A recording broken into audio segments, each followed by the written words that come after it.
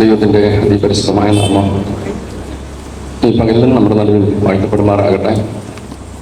നമുക്കൊരുമിച്ചൊരു പ്രാവശ്യം കൂടെ ദൈവസന്നിധി തിരുമുഖത്തേക്ക് നോക്കുവാനായിട്ട് കർത്താവ് ഒരുക്കുന്ന നല്ല അവസരത്തെ ഓർത്ത് ഞാൻ ദൈവത്തിന് സമർപ്പണം ചെയ്യുന്നു.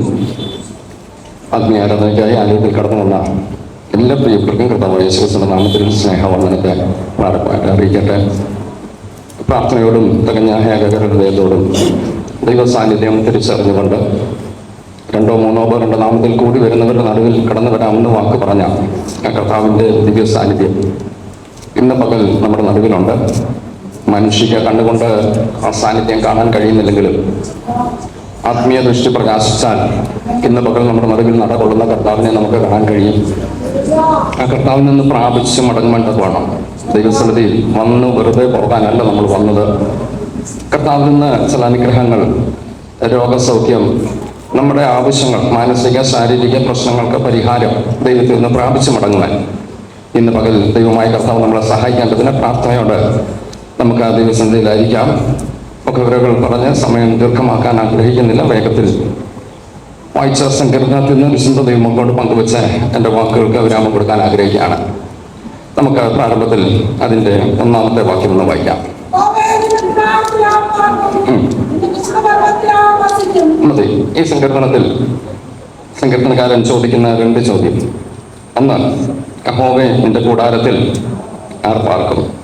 നിന്റെ വിശുദ്ധ പർവ്വതത്തിൽ ഉത്തരവും അവിടെ താഴെ തന്നെ കൊടുക്കുന്നുണ്ട്. ആ വാക്യം, ആ സങ്കീർത്തനം മുഴുവൻ ഒന്ന് വായിച്ചാൽ, ഞാൻ എല്ലാ ഭാഗവും വിശദീകരിക്കുന്നില്ല, ഒന്ന് വായിച്ചോളൂ. എല്ലാവരും ദിവസം തുറക്കുക, ശ്രദ്ധിക്കുക. ദൈവത്തിന്റെ കൂടാരത്തിൽ ആർക്ക് പാർക്കാൻ കഴിയും? അഥവാ സ്വർഗത്തിൽ ആർക്ക് പോകാൻ കഴിയും? ദൈവത്തിന്റെ കൂടാരം സ്വർഗത്തിലാണ്. ആ കൂടാരത്തിൽ പാർക്കാനുള്ള യോഗ്യതകളാണ് ഇവിടെ പറഞ്ഞിരിക്കുന്നത്. വായിച്ചോളൂ 2-ാം വാക്യം മുതൽ.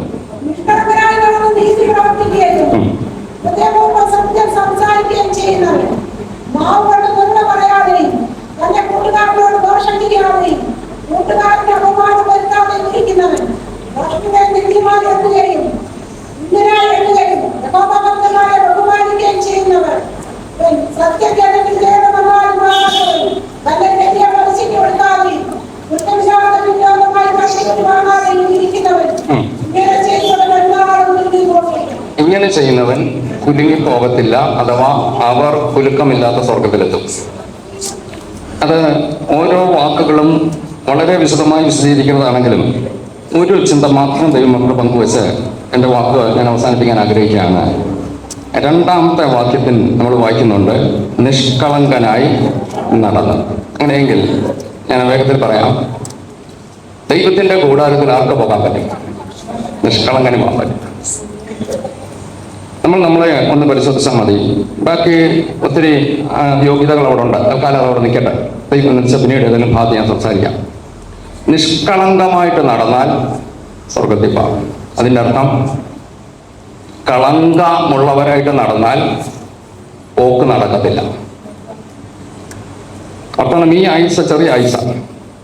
70 ഏറെയായാൽ 80 അത്രയും കിട്ടണമെന്നില്ല. ഒരു പക്ഷേ ചിലപ്പം ഗ്രേസ് പീരീഡായി അല്പം കൂടെ കിട്ടിയെന്ന് ഇരിക്കാം.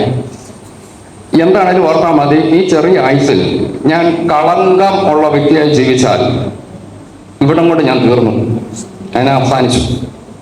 പക്ഷേ എനിക്ക് വേണ്ടി ദൈവം ഒരു കൂടാരം ഒരുക്കിയിട്ടുണ്ട്, ഒരു വീട് ഒരുക്കിയിട്ടുണ്ട്. ആ വീട്ടിൽ പോകണമെങ്കിൽ ഞാൻ ആരായിരിക്കണം? നിഷ്കളങ്കനായിരിക്കണം. 101-ാം സങ്കീർത്തനം കൊടുന്ന് എടുക്കാമോ? അതിൻ്റെ 2-ാം വാക്യം കൊടുത്ത് വായിച്ചോളൂ.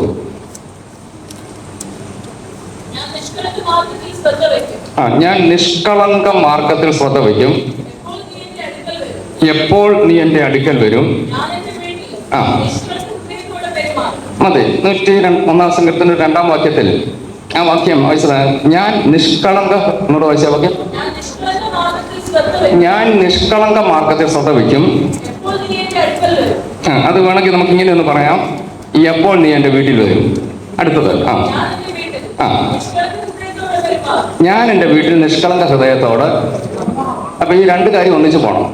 ഒന്ന്, നിഷ്കളങ്ക ഹൃദയം എനിക്കുണ്ടെങ്കിൽ എനിക്ക് സ്വർഗത്തിൽ പോകാം. 2, നിഷ്കളങ്ക ഹൃദയത്തോട് ജീവിച്ചാൽ എൻ്റെ വീട്ടിൽ ദൈവം വരും. ഇത് 2ഉം വേണമല്ലോ നമുക്ക്. ഞാൻ പറഞ്ഞു, നമ്മുടെ നിത്യവാസം സ്വർഗത്തിൽ, താൽക്കാലിക വാസം ഭൂമിയിൽ. നിത്യമായി സ്വർഗത്തിൽ ദൈവത്തോടൊപ്പം വാഴാൻ ആഗ്രഹിക്കുന്ന വ്യക്തി താൽക്കാലികമായി ദൈവം തന്നിരിക്കുന്ന ആ ടെന്റ് അല്ലെങ്കിൽ കൂടാരമാണ് ഈ ഭൂമിയിലെ നമ്മുടെ വീട്. ഈ വീട്ടിലും ആര് വരണം? ദൈവം വരണം. ഞാൻ വളരെ സിമ്പിളായിട്ട് പറഞ്ഞു പോവാം. ഇനി എൻ്റെ വീട്ടിൽ ദൈവം വന്നില്ലെങ്കിലും നമ്മൾ പറയും വലിയ കുഴപ്പമൊന്നുമില്ല, ഞങ്ങളൊക്കെ ഉണ്ടല്ലോ, നമ്മളൊക്കെ ഉണ്ട്, കാര്യമൊക്കെ ശരിയാണ്. പക്ഷെ ദൈവം വന്നില്ലെങ്കിൽ വേറൊരാൾ അവിടെ കയറി വരും. നമുക്കറിയാമല്ലോ, ഭൂമി മുഴുവൻ ഊടാടി സഞ്ചരിക്കുന്ന ഒരു ശക്തിയുണ്ട്. നമ്മുടെ വീട്ടിൽ ഇത് കയറാൻ പറ്റാത്തതിൻ്റെ കാരണം, ഇടയ്ക്കൊക്കെ കയറുന്നുണ്ടായിരിക്കാം, കയറാൻ പറ്റുന്നില്ലെങ്കിൽ അതിൻ്റെ ഒറ്റ കാരണം ഇതോടെ ദൈവം ആ വീട്ടിലുണ്ട്. ദൈവം വീട്ടിലുണ്ടെങ്കിൽ പിശാച് കയറത്തില്ല. ദൈവത്തിൻ്റെ വീടായിരിക്കണം നമ്മുടെ വീട്. ഒരിക്കൽ ഒരു ഭക്തൻ തൻ്റെ അനുഭവം, തൻ്റെ ദർശനമാണോ അതോ തൻ്റെ ഭാവനയാണോ എന്താണെങ്കിലും, താൻ പറഞ്ഞു, ദൈവത്തോട് പ്രാർത്ഥിച്ചു, കർത്താവേ, എൻ്റെ വീട്ടിൽ അക്ഷരികമായി അന്ന് വന്ന് താമസിക്കണം, എനിക്ക് അങ്ങയുടെ സാന്നിധ്യം വേണം, എൻ്റെ വീട്ടിൽ ഞാൻ പാർക്കുന്നിടത്ത് ഒത്തിരി പ്രശ്നമൊക്കെ ഉള്ള ഭാഗമാണ്, എന്നെ കൊണ്ട് ഒറ്റയ്ക്ക് പറ്റത്തില്ല, കർത്താവേ അന്ന് വരണം. ദൈവം ആ വീട്ടിൽ അന്ന് താമസിക്കുക രാത്രി. ദൈവം പറഞ്ഞു, ഇനി ഇതെൻ്റെ വീടാണ്, ഇതിൻ്റെ ഓണർഷിപ്പ് എൻ്റെ ഇല്ല, കഥക്ക് തുറക്കണോ വേണ്ട എന്നൊക്കെ തീരുമാനിക്കുന്നത് ഞാനാണ്. ഈ ഭക്തൻ പറഞ്ഞു, ആയിക്കോട്ടെ ദൈവമേ, അങ്ങ് താമസിച്ചു. അന്ന് രാത്രിയിൽ ഒരു പരുവമായപ്പം സാത്താൻ വന്ന് കഥകിന് കൊട്ടി. പുള്ളിസുരം വരുന്ന അന്നും വന്ന് കഥകിന് കൊട്ടി. കഥകിന് കൊട്ടിയപ്പം ദൈവം ഇറങ്ങിച്ചെന്ന് ഡോറ് തുറന്നു. സാത്താൻ ഒരൊറ്റ ഓട്ടമാണ്, സോറി വീട് തെറ്റിപ്പോയി. ഞാൻ ചോദിച്ചോട്ടെ, ആ ഒരു ഭാവനയാണെങ്കിൽ പോലും, ഇനി സ്വപ്നമാണെങ്കിൽ പോലും, ദൈവമല്ല ഡോറ് തുറന്നിരുന്നെങ്കിൽ എന്താ സംഭവിച്ചേ? സാത്താൻ കയറിയാൽ. സാത്താൻ എന്തുകൊണ്ടാണ് തിരിഞ്ഞോടിയാൽ? ദൈവോടുള്ളതുകൊണ്ട്. അങ്ങനെ ഞാൻ ചോദിച്ചിട്ട്, നമ്മുടെ വീട്ടിൽ ആര് പാർക്കണം? ദൈവം പാർക്കണമെങ്കിൽ എൻ്റെ വീട്, രണ്ടാം വാക്യം ഒരിക്കൽ കൂടെ വായിച്ചോളൂ, നിങ്ങൾ എല്ലാവരും ശ്രദ്ധിച്ചോ. നിഷ്കളങ്കനാണെങ്കിൽ അഥവാ നിഷ്കളങ്ക മാർഗത്തിൽ ഞാൻ ശ്രദ്ധ വെച്ചാൽ, ഞാൻ ആ ഭാഗം ഒന്ന് പരാമർശം ചെയ്ത് പറഞ്ഞോട്ടെ. എപ്പോൾ നീ എൻ്റെ വീട്ടിൽ വരും? അങ്ങനെയെങ്കിൽ വേഗത്തിൽ ആ ഭാഗം പറയാം. നിഷ്കളങ്ക ഹൃദയത്തോടെ ഞാൻ താമസിച്ചാൽ, ഞാൻ പാർത്താൽ, എൻ്റെ വീട്ടിൽ ദൈവം വരും. തിരിച്ച് ഞാൻ നിഷ്കളങ്കനായി ജീവിച്ചാൽ എനിക്ക് ദൈവത്തിൻ്റെ വീട്ടിലും പോകാം. ഇംഗ്ലീഷ് ഒന്ന് വായിച്ച Psalms 101:2. ഇത് രണ്ടും ഒന്നിച്ച് നമുക്ക് കൊണ്ടുപോകാൻ കഴിയണം. വായിച്ചോളൂ. I will behave wisely in a perfect way. Oh, when will you come to me? I will walk within my house with a perfect heart. ദൈവം എൻ്റെ വീട്ടിൽ ഞാൻ നിഷ്കളങ്കമായി ജീവിക്കും. അങ്ങനെയെങ്കിൽ നമ്മൾ ഒന്നിച്ച് ചിന്തിക്കാൻ ആഗ്രഹിക്കുന്നത്, ദൈവത്തിൻ്റെ വീട്ടിൽ ആർക്ക് പോകാം, ദൈവത്തിന് ആരുടെ വീട്ടിൽ വരാം? മനസ്സിലായെന്ന് കരുതുന്നു. ഒന്നുകൂടെ ആവർത്തിക്കാം. ദൈവത്തിൻ്റെ വീട്ടിൽ ആർക്ക് പോകാം, ആരുടെ വീട്ടിൽ ദൈവത്തിന് വരാം? ഉറപ്പിച്ച് പറയണം. നിഷ്കളങ്കനാണോ, എൻ്റെ വീട്ടിൽ ദൈവം വരും. ഈ ഭൂമിയിലെ എൻ്റെ ആയുസ് കഴിയുമ്പോൾ ദൈവത്തിൻ്റെ വീട്ടിൽ എന്നെ കൊണ്ടുപോവുകയും ചെയ്യും. എത്ര പേർക്ക് ബോധ്യമുണ്ട്? നമ്മൾ ധൈര്യത്തോട് പറയണം, കർത്താവേ, ഞാൻ നിഷ്കളങ്കനായിട്ട് പാർത്താൽ എൻ്റെ വീട്ടിൽ ദൈവം വരുമെന്നേ. ദൈവത്തിന്റെ വചനം വ്യക്തമായിട്ട് പറയുന്നില്ലേ? എപ്പോൾ? ആ സങ്കീർത്തനത്തിൽ ദാവീദിന്റെ ആകാം, ദാവീദിന്റെ ആണോ എന്ന് ദാവീദിന്റെ എഴുതിയിട്ടുണ്ടെങ്കിലും വേദപണ്ഡിതന്മാരെ പല അഭിപ്രായം പറയുന്നുണ്ട്. ആരുടെയും ആയിക്കോട്ടെ, ആ ഭക്തൻ ചോദിക്കുന്ന ചോദ്യം ഇതാണ്, നീ എപ്പോഴാണ് എൻ്റെ വീട്ടിൽ വരുന്നത്? എന്നിട്ട് താൻ എടുത്ത് പറയുകയാണ്, ഞാൻ നിഷ്കളങ്ക മാർഗത്തിൽ, ഞാൻ എൻ്റെ വീട്ടിൽ നിഷ്കളങ്ക ഹൃദയത്തോട് പെരുമാറും. ദൈവത്തോട്, ദൈവമേ, നിനക്ക് വരാൻ തടസ്സമൊന്നുമില്ല, ഞാൻ എൻ്റെ വീട്ടിൽ ഇപ്പോൾ ആയിരിക്കുന്നത് നിഷ്കളങ്ക ഹൃദയത്തോടാണ്, നിനക്കെൻ്റെ വീട്ടിൽ വരാം. അങ്ങനെയെങ്കിൽ ദൈവം പറയണ, കുഞ്ഞെ, ഭൂമിയിലെ നിന്റെ ആയുസ് കഴിയുമ്പോൾ നിനക്ക് എൻ്റെ വീട്ടിലോട്ടും വരാം. അങ്ങനെയെങ്കിൽ അങ്ങോട്ടും ഇങ്ങോട്ടും ദൈവത്തിന് എൻ്റെ വീട്ടിൽ വരാനും എനിക്ക് ദൈവത്തിൻ്റെ വീട്ടിൽ പോകാനും ഉള്ള ഏക വഴി, ഏക വഴി എന്നല്ല, വഴികളിൽ ഒന്ന്, ഒത്തിരി വഴികൾ നമുക്ക് അവിടെ കാണാൻ കഴിയുന്നുണ്ട്. ഞാൻ നിഷ്കളങ്ക ഹൃദയത്തോട് ജീവിച്ചാൽ ദൈവത്തിന് എൻ്റെ വീട്ടിൽ വരും. അപ്പം ന്യായമായ ചില ചോദ്യങ്ങൾ, ചിന്തകളൊക്കെ നമ്മുടെ മനസ്സിൽ വരാം. ഈ ഭൂമിയിൽ പാർക്കുമ്പോൾ അങ്ങനെ അങ്ങ് നിഷ്കളങ്കനാക്കാൻ പറ്റുമോ? ആൾക്കാർ കളിപ്പിക്കത്തില്ലേ? ഇച്ഛര ബാക്കി നിങ്ങൾ അങ്ങ് പൂരിപ്പിച്ചോ. അങ്ങനെ അങ്ങ് സ്ട്രെയിറ്റ് ആയാൽ എന്നെ ആൾക്കാർ കളിപ്പിക്കത്തില്ലേ? ആരുടെ പേരിലാണ് നിങ്ങൾ സ്ട്രെയിറ്റ് ആകുന്നത്? ദൈവത്തിന്റെ പേരിലാണെങ്കിൽ കളിപ്പിച്ചാൽ എന്നെയല്ല കളിപ്പിച്ചത്, ആരെയാ? ദൈവത്തെ കളിപ്പിച്ചത്. എനിക്ക് ദൈവത്തോട് ചോദിക്കാം, കർത്താവെ അങ്ങ് പറഞ്ഞിട്ട് ഞാൻ സ്ട്രെയിറ്റ് ആയത്, പക്ഷെ എന്നെ കളിപ്പിച്ചുകൊണ്ട് പോയി. കർത്താവ് പറയും, ഞാൻ മറുപടി കൊടുത്തോളാം. 1-2 ഉദാഹരണം ഞാൻ വചനത്തിന് എടുത്ത് കാണിച്ച് വേഗത്തിൽ പോകാം. ഉൽപ്പത്തി പുസ്തകം എടുത്താൽ 6-ാം അധ്യായത്തിന്റെ 9-ാം വാക്യം വായിച്ചോളൂ. ഉൽപ്പത്തി 6:9. നമുക്കറിയാവുന്ന വാക്യമാണ്, ചിന്തയാണെങ്കിലും വായിച്ചു കേൾക്കാം.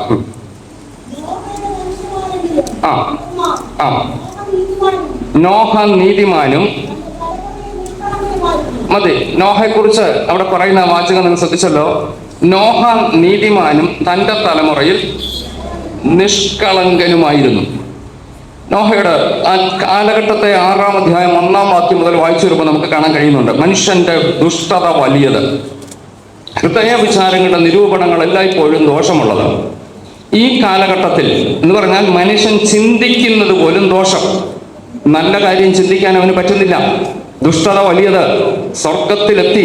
ഈ പ്രശ്നങ്ങൾ ദൈവത്തിന്റെ സന്നിധിയിലെത്തി. ആ കൂട്ടത്തിൽ ഒരു മനുഷ്യനെ കുറിച്ച് പറയുകയാണ്, നോഹ, അല്ലെങ്കിൽ ഞാൻ ഒന്നുകൂടെ പറയാം, ദുഷ്ടത നിറഞ്ഞ ഹൃദയ വിചാരങ്ങളുടെ നിരൂപണങ്ങൾ എപ്പോഴും ദോഷമുള്ള തലമുറയുടെ നടുവിൽ നോഹയാരായിരുന്നു നിഷ്കളങ്കൻ. 100 പേര് ആ ഭൂമിയിൽ ഉണ്ടെന്ന് കരുതുക, 99 പേര് മോശക്കാർ. അതിന്റെ നടുവിൽ ഒരുത്തൻ പറയുകയാണ്, നിങ്ങൾ ഏതെങ്കിലും വഴി പോക്കോ, പക്ഷെ ഞാൻ ദൈവത്തെ അറിഞ്ഞ് ജീവിക്കുന്നു. നിഷ്കളങ്കനായിട്ട് ജീവിക്കുന്ന ഒരു മനുഷ്യൻ. ഈ മനുഷ്യനെ കളിപ്പിക്കാൻ എളുപ്പമാണ്, കളിപ്പിച്ചു കാണും. നമ്മൾ താഴോട്ട് വായിച്ചു വരുമ്പോൾ നിങ്ങൾക്ക് ചരിത്രം അറിയാൻ പറഞ്ഞാൽ ഞാൻ വിശദീകരണത്തിന് പോകുന്നില്ല. ഈ നിഷ്കളങ്കനോട് ദൈവം ഒരു ദിവസം പറഞ്ഞു, നോഹേ, ജലപ്രളയം വരാൻ പോവാ, ഒരു പെട്ടകം ഉണ്ടാക്കണം. അത് ഗോഫർ മരം കൊണ്ട് തന്നെ വേണം. അന്നത്തെ ഏറ്റവും വെല്ലുവിളിപ്പുള്ള മരമാണ്. ഇന്നത്തെ തേക്ക് തടിയുമെന്നൊക്കെ വേണമെങ്കിൽ പറയാം. ഈ മനുഷ്യൻ പെട്ടകം പണി ആരംഭിച്ചപ്പോൾ കൊച്ചു വീട് പണിയുന്ന പോലൊന്നുമല്ല പെട്ടകം പണിയാന്ന് പറയുന്നത്. കതകും ജനലും കട്ടളയൊക്കെ മതി വീടിന്. ഈ പെട്ടകം എന്ന് പറയുമ്പോൾ നമുക്കതിൻ്റെ അളവ് തന്നെ അറിയാമല്ലോ. 300 അടി, ഏതാണ്ട് 300 മുഴം, 450 അടിയാണ് നീളം. അങ്ങനെയെങ്കിൽ ഇത്രയും വലിയ പെട്ടകം പണിയണമെങ്കിൽ സാധാരണ രീതിയിലുള്ള ഗോഫർ മരം പോരാ, തടി പോരാ. ഈ മനുഷ്യൻ തൻ്റെ പറമ്പിലുള്ളത് മുഴുവൻ വെട്ടി ഇതിനു വേണ്ടി ഉപയോഗിച്ച് കാണും. അടുത്ത വീടുകളിൽ ചെന്ന് വിലയ്ക്ക് വാങ്ങിക്കാണും. എന്താണേലും ഇത് നടക്കുമ്പോൾ ജനങ്ങൾ എന്താ പറയും? ആ മരം വെട്ടി പിള്ളേർക്ക് വീട് വെച്ചാൽ അടുത്ത തലമുറയ്ക്കെങ്കിലും അതിനകത്തൊക്കെ കഴിയും. ഈ മനുഷ്യൻ കാണിക്കുന്ന കണ്ടു. ഇനി ഞാൻ ഒന്നുകൂടെ പറഞ്ഞോട്ടെ, ഈ നോഹയെ ശരിക്കും കളിപ്പിച്ച് കാണുന്ന നാട്ടുകാർ. ദൈവം പെട്ടകം പണിയാൻ പറഞ്ഞു. 450 അടി നീളമുള്ള പെട്ടകം തന്നെ വേണം. തടി തികയാതെ വന്ന് ഏതെങ്കിലും പറമ്പിൽ ചെന്ന് തടിക്ക് വില പറഞ്ഞപ്പോൾ അവർക്കറിയാം എന്തു വിലയാണേലും ഇയാളിത് മേടിക്കും. നോഹയെ കളിപ്പിച്ച് കാണും. പക്ഷെങ്കിൽ നോഹ ആരാ? അപ്പൊ നാട്ടുകാര് പറയും, അല്ലെങ്കിൽ നമ്മൾ തന്നെ ഇങ്ങ് പറഞ്ഞോട്ടെ, നിഷ്കളങ്കനായിട്ട് നടന്നാൽ ഇങ്ങനത്തെ ഒത്തിരി അബദ്ധം പറ്റും. നാട്ടുകാരെന്തോ ചെയ്യും? നിങ്ങൾ കൂടില്ലേ? നാട്ടുകാർ കളിപ്പിക്കും, ഉറപ്പാ. നമ്മൾ കൊടുത്തില്ലേ, എല്ലാം കണ്ടും ഒക്കെ നിന്നോണം. അല്ലേ നിങ്ങൾ അതൊക്കെ ബുദ്ധിപരമായിട്ട് ചെയ്യേണ്ടത് ചെയ്തു. പക്ഷെങ്കിൽ കളങ്കമുള്ളിൽ കയറരുത്. ബുദ്ധി വേണ്ടെന്നല്ലേ ഞാൻ പറഞ്ഞത്, നോക്കിയും കണ്ടും ചെയ്യേണ്ടതൊക്കെ ചെയ്തോണം. പക്ഷെങ്കിൽ ആ വിഷയത്തിൽ ഞാൻ കളിപ്പീര് പറ്റുമെന്ന് പറഞ്ഞുകൊണ്ട് ഞാൻ കളങ്കനാകരുത്, ഞാൻ നിഷ്കളങ്കനായിരിക്കണം. ജനഭാഗം അധികം വിശ്വസിക്കുന്നത് വേഗത്തിൽ മുന്നോട്ട് പോവുകയാണ്. ഈ നോഹ നിഷ്കളങ്കനായിരുന്നത് കൊണ്ട് തനിക്ക് ഒത്തിരി നഷ്ടം വന്നു കാണും. ഒത്തിരി പഴി കേട്ടിട്ടുണ്ട്. ആ പൈസയൊക്കെ തന്നെയോട് ഒത്തിരി പേര് പല രീതിയിൽ കളിപ്പിച്ചു കൊണ്ട് പോയി കാണും. എന്നാൽ 9-ാം അധ്യായത്തിലേക്ക് ഒന്ന് വന്നാട്ടെ.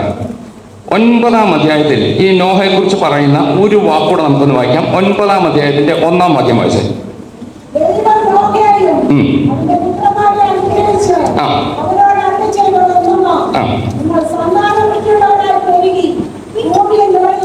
അടുത്തോട് വായിച്ചു.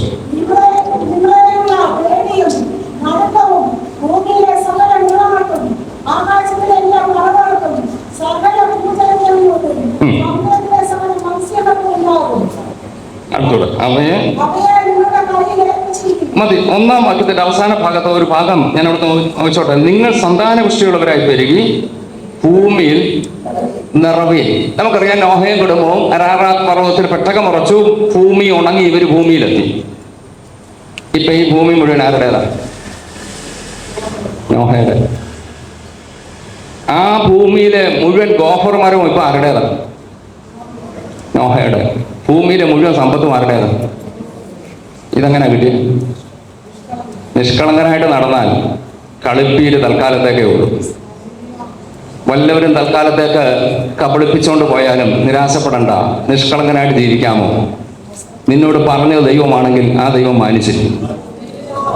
വിശ്വസിച്ച് ദൈവമക്കൾ ധൈര്യത്തോടെ പറഞ്ഞോണം, ഞാൻ ദൈവസന്നിധിയിൽ നിഷ്കളങ്കനായി നിന്നാൽ എനിക്ക് പറ്റുന്ന നഷ്ടം തൽക്കാലത്തേക്കേ ഉള്ളൂ. എന്നെ പോഷൻ എന്ന് വിളിച്ചേക്കാം, എന്ത് പേരിട്ട് വിളിച്ചാലും സാരമില്ല.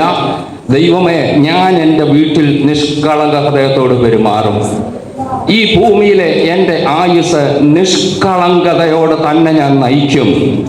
നിഷ്കളങ്കതയോടെ എൻ്റെ ആയുസ് ഞാൻ ഈ ഭൂമിയിൽ നയിച്ചാൽ വരും ദിവസങ്ങളിൽ എനിക്ക് വേണ്ടി ദൈവം ഒരുക്കിയ ചില നന്മകൾ ഞാനൊന്നുകൂടെ വ്യക്തമാക്കട്ടെ. നിഷ്കളങ്കന് വേണ്ടി ദൈവം ഒരുക്കിയത് ചെറുതല്ല. കൃപ, ദൈവകൃപ. മാത്രമല്ല, ഒന്നുകൂടെ വായിച്ചോളൂ. 1-2 വാക്യങ്ങൾ ഒരു പ്രാവശ്യം കൂടെ ഒന്ന് വായിച്ചോളൂ.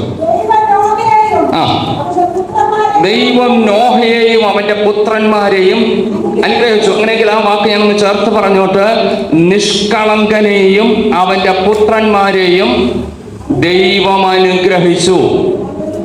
അടുത്ത വാക്ക് വായിക്കേണ്ട, അതിന് മുമ്പ് ഞാനൊരു കാര്യം കൂടെ പറയാം. നോഹയെ കബളിപ്പിച്ചവരും അവരുടെ തലമുറകളും എന്തിയെ? ഇന്ന് ഭൂമുഖത്തില്ല, ബോഡി പോലും കിട്ടിയിട്ടില്ല. അവരാ വെള്ളത്തിൽ നശിച്ചു. പക്ഷെങ്കിൽ ഒരു നിഷ്കളങ്കൻ ആ തലമുറയുടെ നടുവിൽ, ദുഷ്ടത നിറഞ്ഞ തലമുറയുടെ നടുവിൽ, ഹൃദയ വിചാരങ്ങളുടെ നിരൂപണങ്ങൾ ദോഷമുള്ള തലമുറയുടെ നടുവിൽ വസിച്ച നിഷ്കളങ്കനെയും അവന്റെ തലമുറയെയും ദൈവം അനുഗ്രഹിച്ചു. ഈ പകൽ ദൈവമക്കളെ, ആത്മാവിലൊരു ദൂത് ഞാൻ ആവർത്തിച്ച് പറഞ്ഞോട്ടെ. നിഷ്കളങ്കരായി ജീവിക്കാമോ? നിനക്കൊരു പക്ഷെ കബളിപ്പിക്കൽ പറ്റിയെന്നിരിക്കും, ആരെങ്കിലും കബളിപ്പിച്ചെന്നിരിക്കും. പക്ഷെങ്കിൽ ദൈവം പറഞ്ഞിട്ട വചനത്തിന് വേണ്ടിയാ, പ്രമാണത്തിന് വേണ്ടിയാ, എനിക്ക് സ്വർഗത്തിൽ പോകണമെന്നുള്ള ആഗ്രഹത്തോടെ ഞാൻ നിഷ്കളങ്കനായി ജീവിച്ചെങ്കിൽ ഈ ഭൂമിയിൽ തന്നെ നിന്നെ അനുഗ്രഹിക്കുന്ന ഒരു ദൈവമുണ്ട്. Yes, hallelujah. അല്ലാതുള്ള നേട്ടം താൽക്കാലികം എന്ന് ദൈവം അനുഗ്രഹിച്ചാൽ ആ അനുഗ്രഹം വലിയ അനുഗ്രഹമാണ്. ദൈവം നോഹയെയും അവന്റെ പുത്രന്മാരെയും അനുഗ്രഹിച്ചു. വായിച്ചോളൂ. അവരോട് പറയാ, ഭൂമിയിൽ നിറഞ്ഞോ, ഇത് മുഴുവൻ നിന്റേതാ. നിനക്ക് ഈ ഭൂമി തന്നിരിക്കുക, നീ ഭൂമിയിൽ നിറഞ്ഞോ. തീർന്നില്ല, അടുത്ത വാക്കുകൂടെ വായിച്ചോളൂ.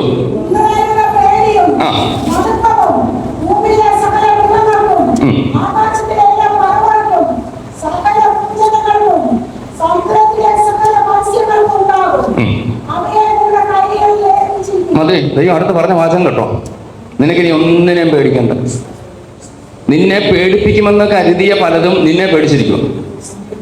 2-ാം വാക്യത്തിൽ അങ്ങനെയാണ് എഴുതിയിരിക്കുന്നത്, നിങ്ങളെയുള്ള പേടിയും നടുക്കവും. മതി. അങ്ങനെയെങ്കിൽ ഞാൻ ചോദിച്ചോട്ടെ, ഈ ഭൂമിയിലെ പല മൃഗജാലങ്ങൾ, ഇഴജന്തുക്കൾ, പറവകൾ, ഇതിനെയൊക്കെ മനുഷ്യൻ പേടിക്കുന്നുണ്ട്. എന്നാൽ നിഷ്കളങ്കനായി ദൈവം മുമ്പാകെ നടന്ന ഭക്തനോട് ദൈവം പറയുകയാണ്, നീ ഇനി അതിനെ പേടിക്കണ്ട, അതിന് നിന്നെ പേടിയാണ്. എന്നോട് പറയുന്നു, ആർക്കാ ഈ അനുഗ്രഹം കിട്ടിയത്? നിഷ്കളങ്കൻ. ഞാൻ പറഞ്ഞില്ല, ഇതൊക്കെ പറയുമ്പോൾ ഇതൊക്കെ പ്രായോഗികമായി നടപ്പാക്കുന്ന കാര്യമാണോ എന്ന് ചിലപ്പോൾ ചിന്ത വരാം. ഈ വേദപുസ്തകം സത്യമാണെങ്കിൽ നമ്മൾ പറയണം, ഇത് പ്രായോഗികമായി നടപ്പാക്കാം. നടപ്പാക്കിയ മനുഷ്യന്റെ കാര്യമല്ലേ വേദപുസ്തകം എഴുതിയിരിക്കുന്നത്.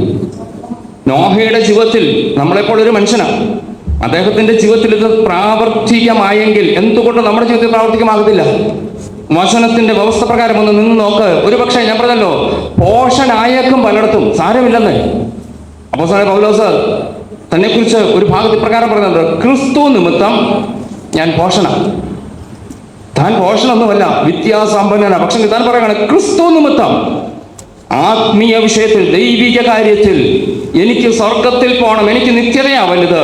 അതിനുവേണ്ടി ചിലടത്ത് പോഷനായാലും സാരമില്ല.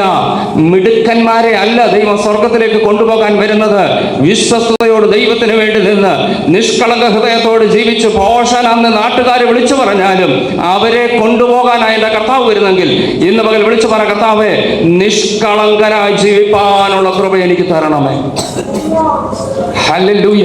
ഞാൻ പറഞ്ഞല്ലോ, നിഷ്കളങ്കന്റെ വീട്ടിൽ ദൈവം വരും, അവൻ അനുഗ്രഹം കൊടുക്കും. ആ നിഷ്കളങ്കനെ ദൈവം സമയമാകുമ്പോൾ ദൈവത്തിന്റെ വീട്ടിലേക്ക് കൊണ്ടുപോകും. അവിടെ അവന് നിത്യകാലം വാർക്കുവാൻ കഴിയും. ഇങ്ങനെ വേഗത്തിൽ മുന്നോട്ട് പോകുന്ന സമയത്തിന്റെ പരിമിതി ഉള്ളത് കൊണ്ട് 17-ാം അധ്യായത്തിലേക്ക് വന്നിട്ട് ഉൽപ്പത്തി പുസ്തകം തന്നെ നമുക്കറിയാവുന്ന ചില വചനങ്ങൾ വേഗത്തിൽ ഓർപ്പിച്ച് മുന്നോട്ട് പോകാം. ഉൽപ്പത്തി 17-ന്റെ 1-ാമത്തെ വാക്യം ഒന്ന് വായിച്ചു.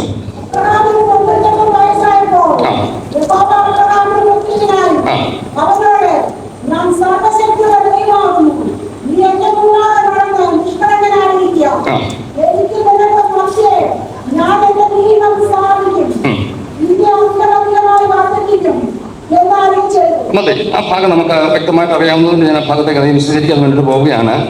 ഈ 17-ാം അധ്യായത്തിൽ ദൈവം അബ്രഹാമുമായിട്ട് കണ്ടുമുട്ടൽ 16-ാം അധ്യായത്തിന്റെ അവസാന ഭാഗത്ത് നമ്മൾ വായിച്ചിട്ടുണ്ട്. ആ ഭാഗം 16-ാം വാക്യം കൂടെ വായിച്ചോളൂ.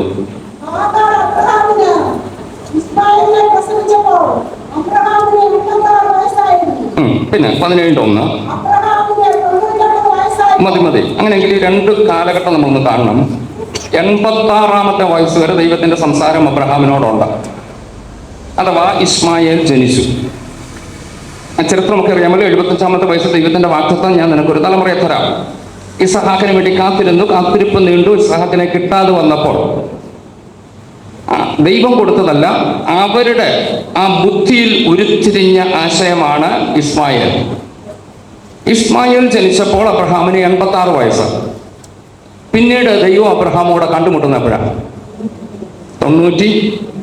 അപ്പൊ ഓർത്തോണം, ആ 13 വർഷം അബ്രഹാമിന് ദൈവശബ്ദമൊന്നുമില്ല. കാരണം അബ്രഹാം ദൈവത്തെ കണ്ടിറങ്ങി, ദൈവത്തിന്റെ വാക്ക് കേട്ടു, ദൈവത്തിന്റെ പ്രമാണങ്ങൾ എല്ലാം അനുസരിച്ചു. പക്ഷെ കാലം മുന്നോട്ട് വന്നപ്പോൾ ദൈവത്തെ വിട്ടിട്ട് താൻ മറ്റൊരു വഴി പോയി. ദൈവം തീരുമാനിച്ചു, ഇനിയിപ്പോൾ ഇവരോട് സംസാരിക്കേണ്ട. നമ്മൾ ആ ഭാഗം രണ്ട് വാക്കുകൾ ശ്രദ്ധിച്ചോണം. 86 വയസ്സ്, പിന്നെ 17-ാം അധ്യായത്തിൽ അബ്രഹാമും ദൈവവുമായിട്ടുള്ള സംഭാഷണം നടക്കുന്ന 99-ാമത്തെ വയസ്സ്. ഈ 99-ാമത്തെ വയസ്സിൽ ദൈവത്തിന് സംസാരിക്കാതിരിക്കാൻ പറ്റത്തില്ല. ഞാൻ നമ്മുടെ നാടൻ ഭാഷ പറഞ്ഞോട്ടെ, ഇടയ്ക്ക് ഒന്ന് പിണങ്ങി മാറിയെങ്കിലും ദൈവത്തിന് അബ്രഹാമിനെ കളയാനൊക്കത്തില്ല. നമ്മൾ പലപ്പോഴും ദൈവത്തിന്റെ അടുക്കൽ നകന്നങ്ങ് മാറും. പക്ഷെ ദൈവമക്കളൊരു കാര്യം ഓർക്കണം, ദൈവത്തിന് മാറാൻ പറ്റുമോ? ഇനി അല്പം കൂടെ വ്യക്തമായിട്ട് പറഞ്ഞോട്ടെ, ചിലപ്പം കുഞ്ഞുങ്ങൾക്ക് അപ്പനോടോ അമ്മയോടോ ഒക്കെ പിണങ്ങാറുണ്ടോ മക്കള്? പക്ഷെ അവർക്ക് പിണങ്ങാൻ പറ്റത്തില്ല. നിങ്ങൾ പിണങ്ങി വാശി പിടിച്ചിരുന്നാലും പപ്പായും മമ്മയും അങ്ങോട്ട് അടുത്ത് വരാറില്ലേ? വന്നിട്ടില്ലേ? എന്ന് പറഞ്ഞതുപോലെ അബ്രഹാം ദൈവവുമായിട്ടൊരു ഗ്യാപ്പ് ഇട്ടു. പക്ഷെ ദൈവത്തിന് മനസ്സിലായി, 75-ാമത്തെ വയസ്സിൽ ഒരു വാഗ്ദത്തം കൊടുത്ത ദൈവം, ഞാൻ നിനക്ക് ഒരു തലമുറയെ തരാമെന്ന് വാഗ്ദത്തം കൊടുത്ത ദൈവത്തിന് അന്നേ അറിയാം വാഗ്ദത്ത നിവർത്തി എന്ന. നിങ്ങൾ വളരെ ഗൗരവത്തോടെ ആ ഭാഗത്തേക്ക് ശ്രദ്ധിക്കണം. 100-ാമത്തെ വയസ്സിൽ വാഗ്ദത്തം നിവർത്തി എന്ന് ദൈവത്തിന് അറിയാം. എന്നാൽ 86 വയസ്സ് മുതൽ അബ്രഹാമിന് ഇപ്പം ദൈവവുമായിട്ടുള്ള ബന്ധം അഥവാ നിഷ്കളങ്കത കുറഞ്ഞുപോയി. 99-ാം വയസ്സിൽ അബ്രഹാമിന്റെ അടുക്കൽ വന്ന ദൈവം അബ്രഹാമിനോട് പറയുകയാണ്, അബ്രഹാമേ, എനിക്ക് നിന്നോടൊരു വാഗ്ദത്തമുണ്ട്. 75-ാമത്തെ വയസ്സിൽ നിനക്ക് തന്നൊരു വാഗ്ദത്തമുണ്ട്. ആ വാഗ്ദത്ത നിവർത്തി അടുത്തു വന്നിരിക്കുക. പക്ഷെങ്കിൽ നീ എന്നിൽ നിന്ന് ഇപ്പൊ അകലത്തിലാണ്. നീ നിഷ്കളങ്ക ഹൃദയത്തോടല്ല ഇപ്പോൾ എൻ്റെ അടുക്കലായിരിക്കുന്നത്. പക്ഷെങ്കിൽ നീ എങ്ങനെ നിന്നാലും എനിക്ക് എൻ്റെ വാഗ്ദത്തം നിന്റെ ജീവിതത്തിൽ നിറവേറ്റിയേ പറ്റത്തുള്ളൂ. ഇത് നിറവേറ്റണമെങ്കിൽ നീ നിഷ്കളങ്കനല്ലെങ്കിൽ എനിക്കിത് നിറവേറ്റാനും പറ്റത്തില്ല. ഇതാണ് ദൈവം പറയുന്നത്, എൻ്റെ ആശയം. ഇനി 17-ന്റെ 1 ഒരിക്കൽ കൂടെ വായിച്ചോ, ഇംഗ്ലീഷിലൂടെ വാക്യം ഒന്ന് വായിച്ചോളൂ.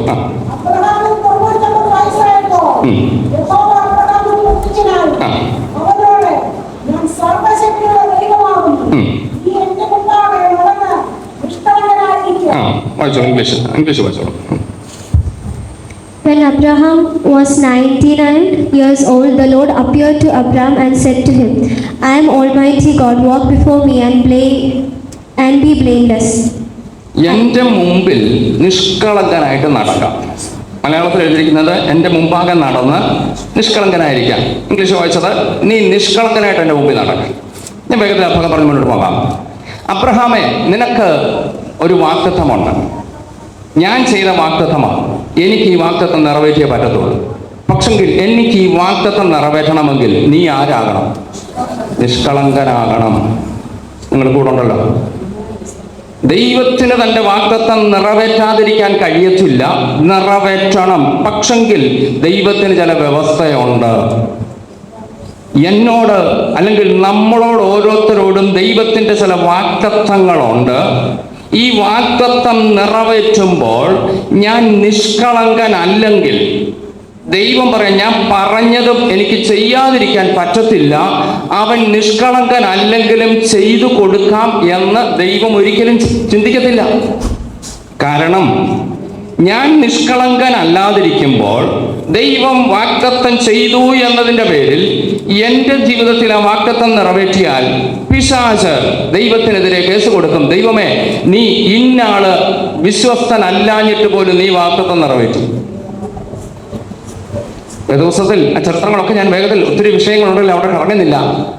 ദാവീദിനോട് പറഞ്ഞു, നിന്റെ തലമുറ എന്നേക്കും സിംഹാസനത്തിലിരിക്കും, തലമുറയായി ഇരിക്കുമെന്ന് പറഞ്ഞു. പക്ഷെങ്കിൽ നമുക്കറിയാമല്ലോ, ശലോമോന്റെ കാലശേഷം എന്തുകൊണ്ട് പിരിഞ്ഞുപോയി? വാഗ്ദത്തമില്ലാഞ്ഞിട്ടാണോ? വാഗ്ദത്തം ഉണ്ട്, പക്ഷെങ്കിൽ ശലോമോൻ ദൈവത്തെ വിട്ട് അകന്നു മാറി.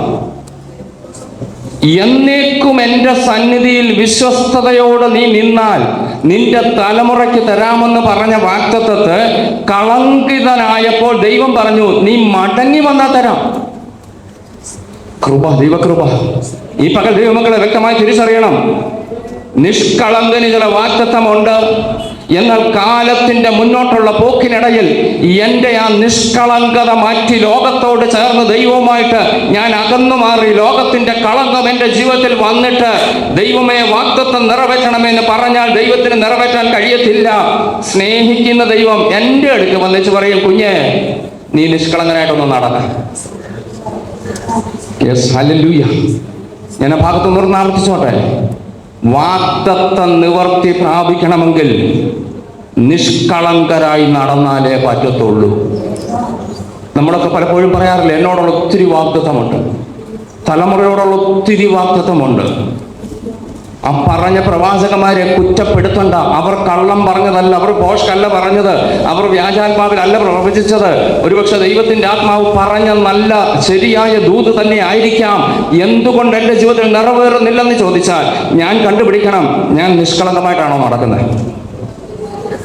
എൻ്റെ നടപ്പ് നിഷ്കളങ്കമായിട്ടാണെങ്കിൽ എൻ്റെ ദൈവത്തിന് വാഗ്ദത്തം നിറവേറ്റാൻ തടസ്സമില്ല. ആ വാക്യം ഞാൻ ഒരിക്കൽ കൂടെ ആവർത്തിക്കും. ദൈവമക്കൾ വളരെ ഗൗരവത്തോടെ നമ്മൾ ഒരു സാധാരണ മട്ടിൽ വായിച്ചു പോകരുത്. ആഴത്തിൽ ആ ചിന്ത വന്നിട്ട് മനസ്സിലാക്കുക. അബ്രഹാമിന് 99 വയസ്സായപ്പോൾ, വായിച്ചോളൂ. ആ, ദൈവം പറയുന്ന വാക്ക് ശ്രദ്ധിച്ചോ. ഞാൻ സർവശക്തിയുള്ള അബ്രഹാമിനോട്, അബ്രഹാമേ, ഞാൻ സർവശക്തനാണ്. അതിന്റെ അർത്ഥം ഇത്രയേ ഉള്ളൂ, എന്നെ കൊണ്ട് കഴിയാത്തത് ഒന്നുമില്ല. പക്ഷെങ്കിൽ അടുത്ത വായിച്ചോ. ഞാൻ സർവശക്തനാണ്, എന്നെ കൊണ്ട് കഴിയാത്തതൊന്നുമില്ല.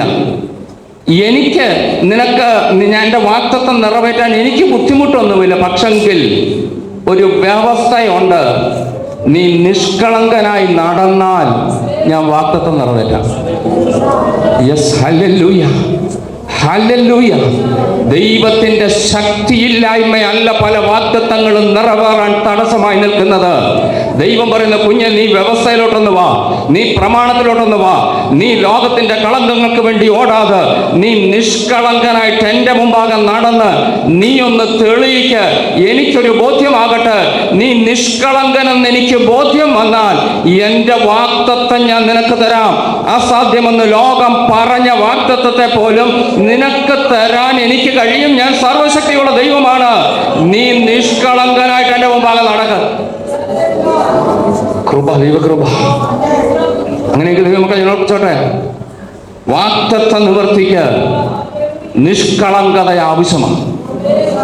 നമുക്ക് ദൈവത്തോടൊന്ന് പ്രാർത്ഥിക്കാൻ, കർത്താവേ ഈ ദിവസങ്ങളിൽ നിഷ്കളങ്ക ഹൃദയത്തോട് ജീവിപ്പാൻ, നിഷ്കളങ്ക ഹൃദയത്തോടെ എൻ്റെ വീട്ടിൽ പാർക്കുവാൻ, എൻ്റെ ജീവിതത്തിൽ കർത്താവേ ദൈവഹിതമല്ലാത്തതൊന്നും എന്നിലേക്ക് കടന്നു വരാതെ ആ നിഷ്കളങ്ക ഹൃദയത്തോട് ജീവിക്കുമ്പോൾ എൻ്റെ വീട്ടിൽ വരാമെന്ന് പറഞ്ഞ കർത്താവ് എൻ്റെ വീട്ടിൽ വന്ന് എന്നെ അനുഗ്രഹിപ്പാൻ മതിയായ ദൈവമാണ്. കൃപ, ദൈവകൃപ.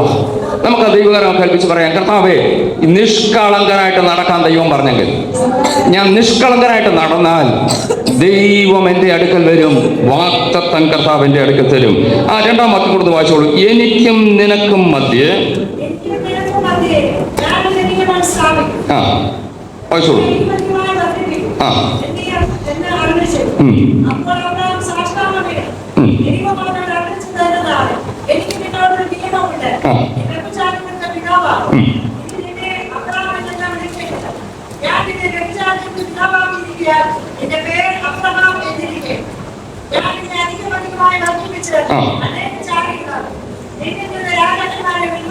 മതി. ആ അനുഗ്രഹത്തിന്റെ നീണ്ട ലിസ്റ്റ് താഴോട്ട് വായിച്ചു വന്നാൽ കാണാൻ കഴിയുന്നുണ്ട്.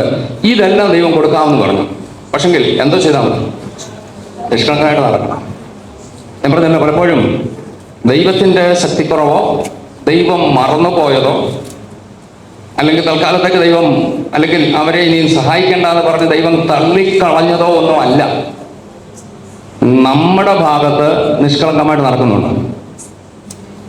അപ്പോൾ ചില ചോദ്യങ്ങളൊക്കെ ചിലരുടെ മനസ്സിൽ വരാം. അബ്രഹാമിൻ്റെ അടുക്ക നേരിട്ട് എന്ന് പറഞ്ഞു, എൻ്റെ അടുക്ക വന്ന് പറയുന്നില്ലല്ലോ. ദൈവം കാലാകാലങ്ങളിൽ വ്യത്യസ്തമായ രീതിയിലാണ് സംസാരിക്കുന്നത്. ഒരുപക്ഷെ ഇന്ന് ഈ ദൂത് വചനത്തിലൂടെ ദൈവം നമ്മളോട് സംസാരിക്കുന്നതാണെന്ന് വെച്ചു. എൻ്റെ അടുക്കൽ പ്രത്യക്ഷപ്പെട്ട് അക്ഷരികമായി എൻ്റെ മുമ്പിൽ നിന്ന് മുഖത്ത് നോക്കി പേര് പറഞ്ഞ് എന്നോട് പറഞ്ഞെങ്കിലും ഞാൻ കേൾക്കത്തുള്ളൊന്നും ആരും ചിന്തിക്കല്ലേ. ദൈവത്തിന് അങ്ങനെ വേണമെങ്കിലും സംസാരിക്കാം. അത് വചനത്തിലൂടാകാം, ചിലപ്പോൾ ഒരു പാട്ടിലൂടാകാം, ചിലപ്പോൾ ഒരു വാക്യത്തിലൂടാകാം, ചിലപ്പോൾ ഒരാൾ പ്രാർത്ഥിക്കുമ്പോൾ ആ പ്രാർത്ഥനയിൽ ഒരു വാചകത്തിലൂടെ ആകാം. ഏത് രീതിയിലും ദൈവത്തിന് എന്നോട് സംസാരിക്കാൻ കഴിയും. അങ്ങനെയെങ്കിൽ ഞാൻ പറഞ്ഞോട്ടെ, ഇന്ന് പകൽ വാഗ്ദത്ത നിവർത്തിക്ക് തടസ്സമായി നിൽക്കുന്നത് എന്തെങ്കിലും, അനേക വാഗ്ദത്തങ്ങളുള്ളവരാണ് നാം ഓരോരുത്തരും. നമ്മുടെയൊക്കെ വ്യക്തിപരമായ ജീവിതത്തിൽ വാഗ്ദത്ത നിവർത്തിക്ക് തടസ്സമായി നിൽക്കുന്നത് എന്തെങ്കിലും ഉണ്ടെങ്കിൽ ദൈവത്തിന് പറവാനുള്ള ദൂതാണ്, നീ നിഷ്കളങ്കമായിട്ട് എൻ്റെ മുമ്പിലൊന്ന് നടന്നാട്ട് എനിക്കൊരു ബോധ്യം വരട്ടെ. നീ നിഷ്കളങ്കനാണെന്ന് ബോധ്യം വന്നാൽ ആ വാഗ്ദത്തം നിവർത്തിപ്പാൻ ഞാൻ സർവശക്തനാണ്. വാഗ്ദത്തം ഞാൻ നിവർത്തിക്കുക തന്നെ ചെയ്യും. പക്ഷെങ്കിൽ നിന്റെ ഭാഗം നീ ചെയ്തത് മതിയാകത്തുള്ളൂ. ഹല്ലേലൂയ. 101 സങ്കീർത്തന വാക്യം ഇവിടെ പറഞ്ഞോട്ടെ, എൻ്റെ വീട്ടിൽ ദൈവത്തിന് വരണമെങ്കിൽ, എന്നോടുള്ള വാഗ്ദത്തം നിറവേറ്റണമെങ്കിൽ ഞാൻ നിഷ്കളങ്കനായിരുന്നാലേ പറ്റത്തുള്ളൂ. ഹല്ലേലൂയ. ഒന്നിനോട് ഭാഗം കൂടെ പറഞ്ഞ് വേഗത്തിലൊന്ന് അവസാനിപ്പിച്ചേക്കാം, സമയം മുന്നോട്ട് പോയിക്കൊണ്ടിരിക്കുന്നു. ഇയ്യോബ് ഒരു ഭക്തനാണ്. ഇയ്യോബിനെ കുറിച്ച് നമുക്കറിയാം. ഒന്ന് വായിച്ചാല് 1:1 ഒറ്റ വാക്യം പറഞ്ഞാൽ മുന്നോട്ട് പോവാം. ആ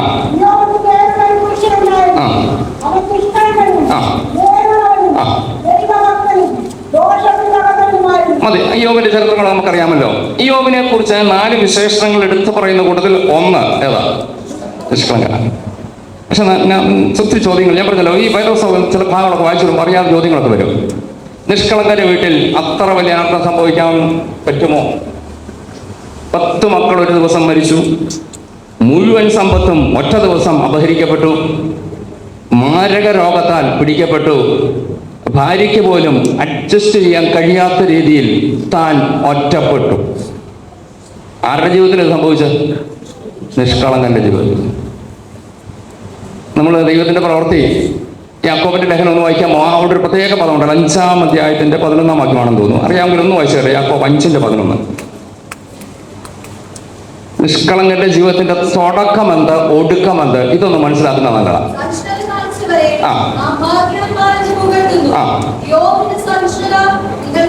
ഇയ്യോബിന്റെ സഹിഷ്ണുത നിങ്ങൾ കേട്ടും കർത്താവ് വരുത്തിയ അവസാനം. ദൈവമക്കൾ വളരെ ഗൗരവത്തോടെ ഓർക്കണം, ഒരു വിഷയത്തിന്റെ തുടക്കം കണ്ടുകൊണ്ട് വിധി എഴുതരുത്, ഒടുക്കം വരെ കാത്തിരിക്കണം.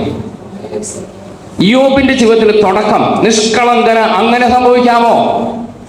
നിഷ്കളങ്കന്റെ ആട് നശിക്കുമോ? നിഷ്കളങ്കന്റെ കഴുത അപഹരിക്കപ്പെടുമോ? നിഷ്കളങ്കന്റെ മക്കൾ ഒറ്റ ദിവസം കൊല്ലപ്പെടുമോ? ചോദ്യം തുടക്കമായത്. എന്നാൽ 42-ാം അധ്യായത്തിലേക്ക് വരുമ്പോൾ അതിന്റെ ഒടുക്കം കാണുന്നുണ്ട്. നിഷ്കളങ്കനായി നിന്നതിന്റെ ഫലമായിട്ട് നഷ്ടപ്പെട്ടതിനെ ദൈവം ഇരട്ടിയാക്കി കൊടുത്തു. Yes, hallelujah. ഞാൻ വീണ്ടും പറഞ്ഞോട്ടെ, നിഷ്കളങ്കൻ ഈ ഭൂമിയിൽ ചിലപ്പോൾ ചിലതൊക്കെ നഷ്ടപ്പെട്ടേക്കാം, പക്ഷെങ്കിൽ ഇതിനൊരു ഒടുക്കമുണ്ട്. ദൈവം വരുത്തുന്ന ഒരു അവസാനമുണ്ട്.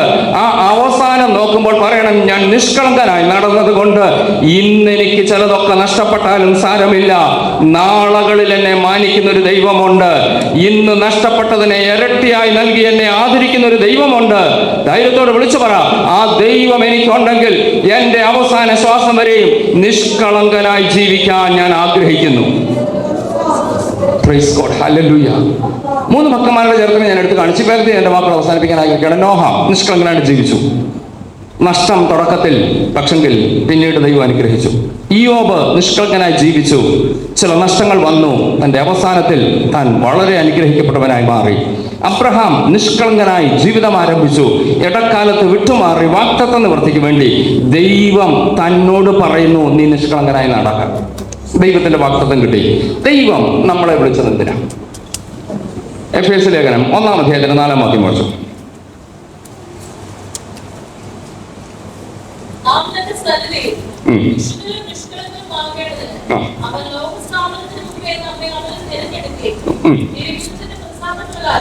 മതി ആ ഭാഗത്ത് വായിച്ചല്ലോ. നാം അവന്റെ സന്നിധിയിൽ വിശുദ്ധരും നിഷ്കളങ്കരുമായി മതി. അങ്ങനെ ഈ വേഗത്തിൽ ഞാൻ പറയാം. ദൈവം തെരഞ്ഞെടുത്തത് നിഷ്കളങ്കരാണ്. ലോകത്തെ ദൈവം ഉണ്ടാക്കിയില്ല, നമുക്കറിയാമല്ലോ. ഉണ്ടാകട്ടെ എന്നൊരൊറ്റ വാക്കുകൊണ്ട് സകലത്തെയും ഉളവാക്കിയൊരു ദൈവം. ആ ഉണ്ടാകട്ടെ എന്ന വാക്ക് പറയും മുമ്പ് തന്നെ ദൈവത്തിന്റെ തിരുഹൃദയത്തിൽ ദൈവം എന്നെ കണ്ടു. അങ്ങനെയെങ്കിൽ ഞാൻ ഒന്നുകൂടെ പറയാം. അമ്മയുടെ ഉദരത്തിലല്ല ഞാൻ ആദ്യം ജനിച്ചത്, എൻ്റെ ദൈവത്തിന്റെ ഹൃദയത്തിലാണ്. എൻ്റെ ദൈവത്തിന്റെ ഹൃദയത്തിൽ ഈ ലോകത്തെ സ്ഥാപിക്കും മുമ്പ്, ഈ ജില്ലകളായിട്ടോ സംസ്ഥാനങ്ങളായിട്ടോ രാജ്യങ്ങളായിട്ടോ തിരിക്കും മുമ്പ്, ഈ ഭൂമിക്ക് അടിസ്ഥാനം ഇടും മുമ്പ് തന്നെ ദൈവത്തിന്റെ തിരുഹൃദയത്തിൽ എന്നെ കണ്ടു. നമുക്ക് ബോധ്യമുണ്ടാകണം. എന്നാൽ ഈ ഭൂമിയിൽ വരാൻ എനിക്കൊരു ദിവസം ഉണ്ടായിരുന്നു, ഒരു ഡേറ്റ് ഓഫ് ബർത്ത് എനിക്കുണ്ട്. അന്ന് ഞാൻ ഈ ഭൂമിയിലേക്ക് വന്നെന്ന് മാത്രമേ ഉള്ളൂ. അതിനു മുമ്പേ ഞാൻ ഉണ്ട്. ദൈവത്തിന്റെ തിരുഹൃദയത്തിൽ അതിനു മുമ്പ് ഞാനുണ്ട്. ഇന്ന് പകൽ ദൈവമക്കൾ വ്യക്തമായിട്ട് പറയണം, ദൈവത്തിന്റെ തിരുഹൃദയത്തിൽ ഈ ലോകം സ്ഥാപിക്കുന്നതിന് മുമ്പ് ഞാനുണ്ട്. അന്നേ ദൈവം എന്നെ കണ്ടു. എന്തിന്? തന്റെ മുമ്പിൽ. വായിച്ചോളൂ, ഒരിക്കൽ കൂടെ വായിച്ചോളൂ. നാം തന്റെ സന്നിധിയിൽ നിഷ്കളങ്കരുമാകേണ്ടതിന്. അങ്ങനെയെങ്കിൽ വേണ്ടി ഞാൻ ആ ഭാഗം പറഞ്ഞ് മുന്നോട്ട് പോകട്ടെ. ലോകസ്ഥാപനത്തിന് മുമ്പ് പിതാവായ ദൈവം എന്നെ കണ്ടു, എന്നെ തെരഞ്ഞെടുത്തു. എങ്ങനെയെങ്കിലും എൻ്റെ ആയുസ് ഇവിടെ അവസാനിപ്പിക്കാനല്ല, നിഷ്കളങ്കരായി നിൽക്കാൻ. നാം അവന്റെ സന്നിധിയിൽ വിശുദ്ധരും നിഷ്കളങ്കരുമാകേണ്ടതിന് ലോകസ്ഥാപനത്തിന് മുമ്പ് ക്രിസ്തുവിൽ എന്നെ തെരഞ്ഞെടുത്തു. ഒന്നൊരു കണ്ടിന്യൂഷൻ ഒന്ന് വെച്ചോ. ആ ഭാഗങ്ങളെല്ലാം വിശദീകരിക്കുന്നത് ഒന്ന് വായിച്ചേക്കാം. നമ്മെ അവനിൽ തെരഞ്ഞെടുക്കുകയും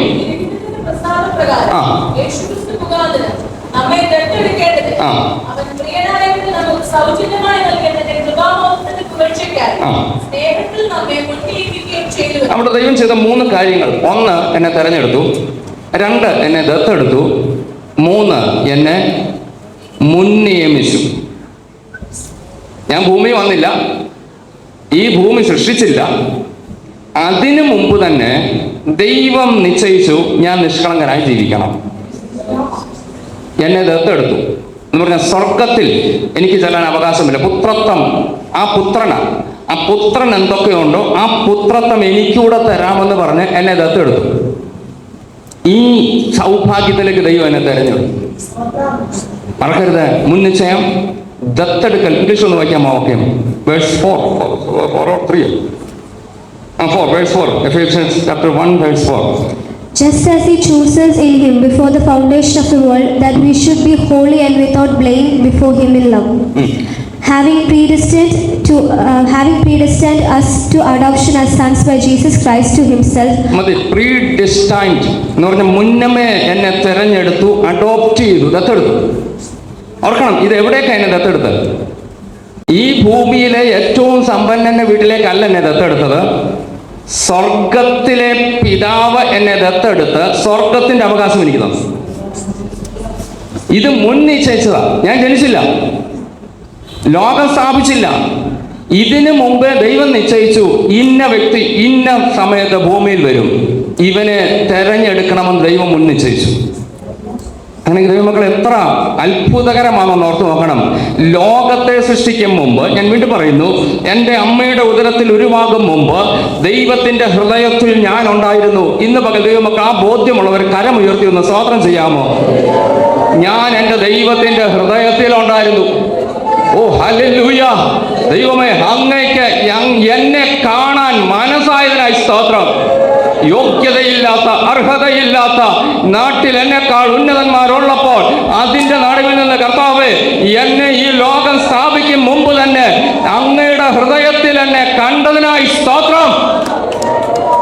ഓ കൃപ, ദൈവകൃപ, ഹല്ലേലൂയ! അങ്ങനെ ഞാൻ വേഗത്തിൽ മുന്നോട്ട് പോകുന്നു. എന്നെ കണ്ടു, എന്നെ ദത്തെടുത്തു, എന്നെ തെരഞ്ഞെടുത്തു. എന്തിനു വേണ്ടി? നിഷ്കളങ്കനാകേണ്ടതിന്. ഇനി അതിൻ്റെ ഭാഗം പറഞ്ഞോട്ടെ. ഞാൻ നിഷ്കളങ്കനായില്ലെങ്കിലും ദൈവത്തിൻ്റെ മനസ്സിൻ്റെ ഭാരം എന്തായിരിക്കും? ലോകത്തെ സ്ഥാപിച്ചില്ല, അതിനു മുമ്പ് തന്നെ ഞാൻ തിരഞ്ഞെടുത്തതാണ്, ഞാൻ ദത്തെടുത്തതാണ്. സ്വർഗത്തിൻ്റെ സകല അവകാശങ്ങളും അവർക്ക് കൊടുത്തതാണ്, ഞാൻ മുൻ നിശ്ചയിച്ചതാണ്. പക്ഷെങ്കിൽ എൻ്റെ മുമ്പാകെ അവർ നിഷ്കളങ്കരല്ല. എന്നെ കാണുമ്പോൾ ദൈവം ദുഃഖിക്കരുത്. ഇന്ന് പകൽ ദൈവമക്കളെ ഞാൻ ആവർത്തിച്ചോട്ടെ, ലോക സ്ഥാപനത്തിന് മുമ്പ് തെരഞ്ഞെടുത്തത് നിഷ്കളങ്കമായി ഈ ഭൂമി ജീവിപ്പാനാ. അറിഞ്ഞുകൂടാ കാലഘട്ടമായി എത്രയെന്ന് നമുക്കാർക്കും അറിഞ്ഞുകൂടാ. നാളെ നമ്മൾ കാണുമോ, അടുത്ത വർഷം ഈ സമയത്ത് ഈ ഭൂമിയിൽ കാണുമോ, നമുക്കാർക്കും പറവാൻ കഴിയത്തില്ല. എൻ്റെ ഈ ചെറിയ ആയുസ്സിൽ ദൈവം എന്നിൽ നിന്ന് പ്രതീക്ഷിക്കുന്നത് ഞാൻ നിഷ്കളങ്കമായി ജീവിക്കണമെന്ന്. നമുക്ക് ദൈവത്തോട് പറയാം, കർത്താവേ, അതിനുള്ള കൃപ എനിക്ക് തരണം കർത്താവേ, കാരണം ദൈവം എന്നെ മുൻ നിശ്ചയിച്ചത്. Yes, hallelujah. ഞാൻ ഒരു വാക്കും കൂടെ പറഞ്ഞ് അവസാനിപ്പിക്കാൻ സമയം മുന്നോട്ട് പോയിക്കൊണ്ടിരിക്കുന്നു. എഫേസ്യ ലേഖനം തന്നെ എടുത്തിട്ട് 5-ാം അധ്യായത്തിന്റെ 26-ാം വാക്യം കൂടെ, പല കാര്യങ്ങളും കൊണ്ട് തൽക്കാലം കൂടെ കൊണ്ട് അവസാനിപ്പിക്കാം.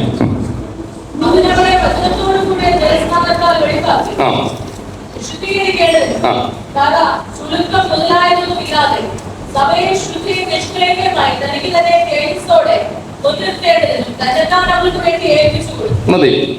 ആ ഭാഗം മനസ്സിരുത്തി നമ്മളൊന്ന് ശ്രദ്ധിക്കണം. വിശദീകരിക്കുന്ന വേഗത്തിൽ പോവുകയാണ്. പലപ്പോഴും നമ്മൾ വിവാഹ ശുശ്രൂഷയുടെ വേളയിൽ മാത്രം വായിച്ച് കേൾക്കാറുള്ള ഒരു ഭാഗമാണ് 22 മുതൽ 32 വരെയുള്ള വാക്യങ്ങൾ. എന്നാൽ അല്ലാത്തപ്പോഴൊക്കെ ഇതൊക്കെ വായിച്ചു നോക്കണം. ആ വാക്യത്തിൽ ഒരു ചെറിയ വിശദീകരണം ഞാൻ അവസാനിപ്പിച്ചേക്കാം.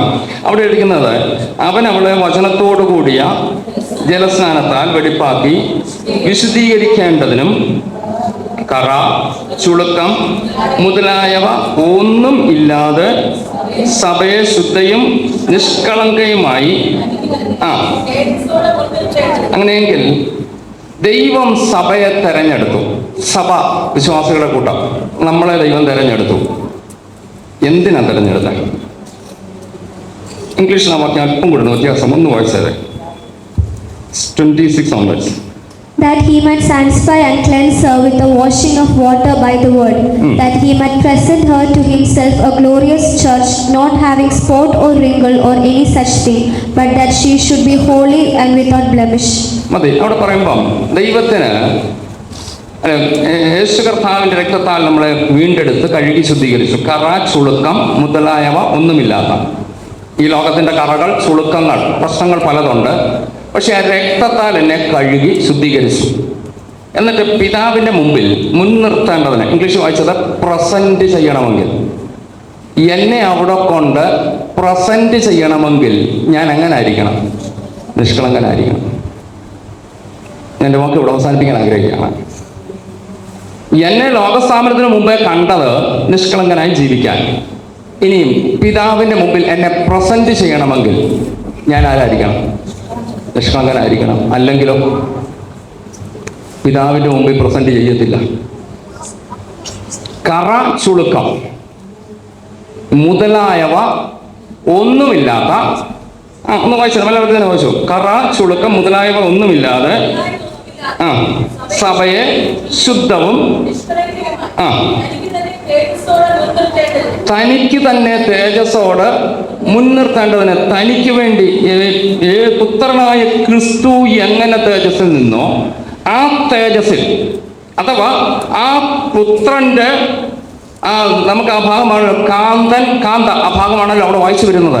അങ്ങനെയെങ്കിൽ കാന്തന്റെ യോഗ്യത കാന്തയ്ക്കും ഉണ്ടാകണം. ആ യോഗ്യതയുള്ള 10,000-ങ്ങളിൽ സുന്ദരനായ കർത്താവ് തൻ്റെ കാന്തയെന്ന് പറഞ്ഞ് ആ കാന്തയെ പ്രസന്റ് ചെയ്യുമ്പോൾ കാന്ത വിരൂപമുള്ളതാണെങ്കിലോ? ലളിതമായ ഭാഷയിൽ ഞാൻ അല്പം താഴോട്ടിറങ്ങി വന്നു പറഞ്ഞോട്ടെ. നല്ല ആരോഗ്യമുള്ള സുമുഖനായ ഒരു വരൻ, താൻ വിവാഹം കഴിക്കുന്ന പെൺകുട്ടി ഒരു വിരൂപയാണ്. എന്തെങ്കിലും കണ്ടുകൊണ്ടായിരിക്കും അവൻ അത് സമ്മതിച്ചത്. വിവാഹം കഴിയുമ്പം, കല്യാണം കഴിഞ്ഞ് വീട്ടിൽ പോകുമ്പോൾ, തിരിച്ചു പോകുമ്പോൾ നമ്മളൊക്കെ ഒരു കമന്റ് പറയും. എന്തോ കമന്റ്? ഇവൻ എവിടെ കിട്ടിയടാ ഇതിനെ?